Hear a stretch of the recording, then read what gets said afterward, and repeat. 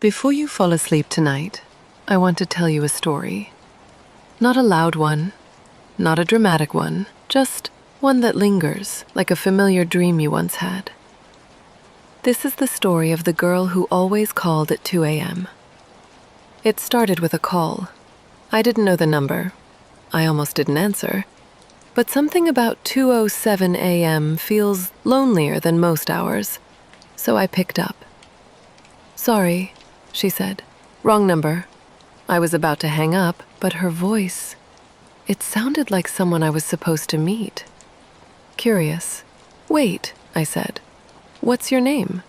She laughed, like a soft apology. Playful. "Why?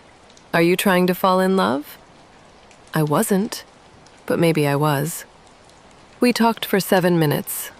About nothing. About everything. She said she'd call again, if that was okay. I said it was. And the next night at 2:03 a.m., she called again. The second night, she told me her name was Leah, that she had a cat named Dusty who liked sad music, that she couldn't sleep unless someone was breathing on the other end of the line. I told her about the scars no one could see, about the playlist I kept deleting and remaking, about how some nights felt like slow drowning in clean sheets. She listened, like she knew that feeling too. She didn't fill the silences. She honored them. Some people talk like they're trying to escape the quiet. Leah talked like the quiet was her home. It became a routine. 2 a.m., I'd lie down, phone on my chest, heartbeat louder than the fan. 2:03, her name would light up. Just once. No ringtone. We never video called. That would ruin it. We became voices in the dark. Strangers with no faces. But it didn't feel like nothing. It felt like some kind of invisible thread. Like maybe we were both just drifting satellites who found the same orbit. Thoughtful. One night she asked, "Do you believe in past lives?"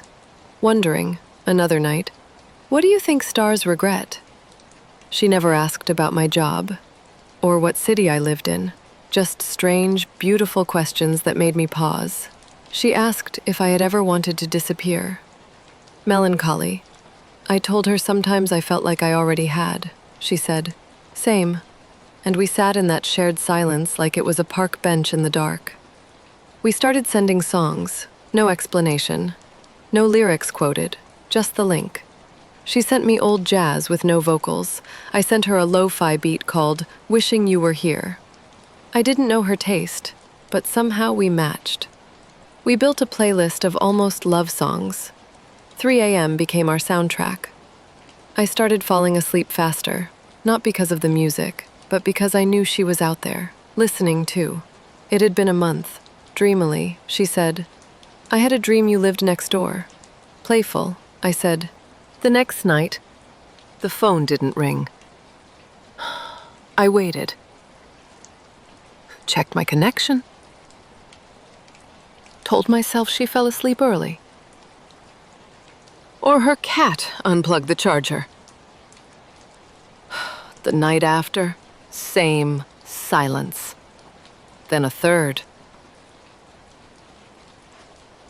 Then a week. Her number became a ghost on my call log. I never texted. We had never texted. That was the rule. But I kept the playlist. I kept the songs. I kept waiting. I wrote her messages I never sent. Notes on my phone that began with "Hey, Leah," and ended with "Hope you're okay." I even called once. Disconnected. Gone.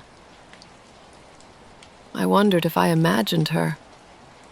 If Leah was real, or just a voice my loneliness invented. But then, one night, I heard a song I'd never heard. On a random playlist. A song that sounded like her. I took it as a sign that somewhere she was still listening. I dreamed we met in a library. She was reading a book with no title. She looked up and smiled. "You made it," she said. I asked what she was reading. She said, "All the things we never said to each other." We didn't speak again. We just sat, side by side, while the pages turned themselves. Sometimes, I think Leah knew exactly what she was doing, that she came into my life at exactly the moment she needed to, that she left before she could become too real, like a dream that knows it shouldn't last. And maybe that's why it meant so much, because it didn't get the chance to go wrong. If you ever hear this, Leah, I hope the stars are still asking you questions. I hope Dusty curls up beside you on quiet nights. I hope someone out there is your new 2 a.m. And I hope you know you helped a stranger feel seen. You were more than a voice. You were almost love. Good night.